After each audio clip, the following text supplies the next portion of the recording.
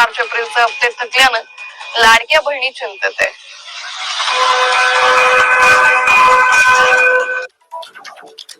या बालकल्याण मंत्री आदिती तटकरे यांनी माहिती दिलेली आहे आणि लाडक्या बहिणींसाठी ही आनंदाची बातमी आहे, कारण 2 ते 3 दिवसांमध्ये सगळ्यांना 1500 रुपये मिळणार आहेत. मात्र लाडकींच्या खात्यात पैसे जमा होणार असल्याची माहिती मंत्री आदिती तटकरे यांनी दिली आहे. तो लवकरच लाडक्या बहिणींच्या खात्यामध्ये आता जमा होणार असल्याची माहिती मिळते. लाडक्या बहिणींसाठी ही खरं तर खुश खबरच म्हणावी लागेल. तो हप्ता आहे तो आता लाडक्या बहिणींच्या खात्यामध्ये लवकरच सरकारकडून जमा केला जाणार आहे. एप्रिल महिन्याचा हप्ता लाडक्या बहिणींच्या खात्यामध्ये जमा झालेला नाही आणि त्यामुळे हा हप्ता कधी मिळणार असा सवाल या बहिणी विचारतायत. त्यामुळे आता हा हप्ता कधी वितरित केला जाणार या संदर्भात सरकारकडून या खात्याच्या मंत्र्यांकडून काय नेमकं आश्वासन, काय नेमकं स्पष्टीकरण दिलं जातं हे पाहणं महत्वाचं ठरणार आहे. लाडक्या बहिणींना अद्यापही एप्रिलच्या हप्त्याची प्रतीक्षा आहे. यामुळे हा हप्ता हे पैसे नेमके कधी मिळणार असा सवाल या लाडक्या बहिणी करतात. योजना जी आहे ती महायुतीच्या सरकारची अतिशय महत्वाकांक्षी योजना आहे आणि त्याचा एप्रिल महिन्याचा हप्ता सुद्धा लवकरच सर्व माता भगिनींच्या लाडक्या बहिणींच्या खात्यामध्ये वितरित होणार आहे.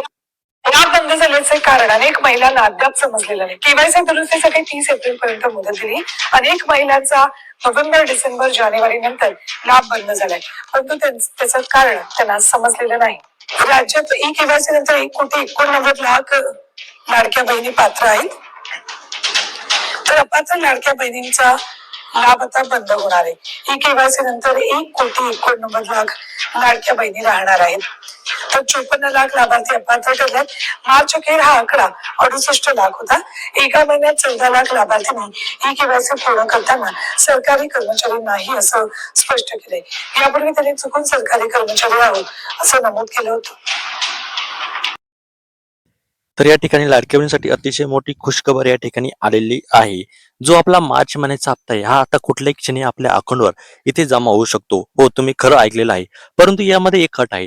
ज्या लाडक्या बहिणींची ई केवायसी झालेली नाहीये त्यांना बहुतेक हा जो हप्ता आहे ना हा हप्ता इथे भेटणार नाहीये. आता ते सुद्धा आपल्याला इथे लवकरच कळणार आहे, कारण की जी आर आल्यानंतर ते सुद्धा इथे क्लिअर होऊन जाईल की कोणत्या लाडक्या बहिणी इथे मार्च महिन्याचा हप्ता भेटणार आहे आणि कोणत्या महिलांना इथे मार्च महिन्याचा हप्ता भेटणार नाही. परंतु एक गोष्ट क्लिअर आहे, मला असं वाटतं की ज्या लाडक्या बहिणींची ई केवायसी झालीच नाही त्यांना सध्या तरी या मार्च महिन्याचा जो लाभ आहे ना तो इथे भेटणार नाहीये, कारण की त्याची पडताळणी जी आहे ना ती अजून बाकी आहे. आणि सरकारने पहिले स्पष्ट केलेलं आहे की ज्या लाडक्या बहिणीची पडताळणी ते पूर्ण होईल त्यांना जो हप्ता आहे ना तो इथे भेटणार आहे असं वाटतंय. परंतु ज्या लाडक्या बहिणीची ई केवायसी झालेली नाहीये त्यांनी ते कुठल्याही प्रकारचं टेन्शन आहे ना ते इथे घ्यायचं नाहीये, कारण की आता त्यांना या महिन्यामध्ये किंवा पुढच्या महिन्यामध्ये त्यांची सुद्धा इथे पडताळणी जी आहे ना त्यांच्यासाठी सुद्धा इथे ई केवायसी प्रक्रिया जी आहे ना ही सुरुवात होणार आहे. त्यामुळे त्यांनी सुद्धा इथे कुठल्याही प्रकारचं टेन्शन घ्यायचं नाहीये.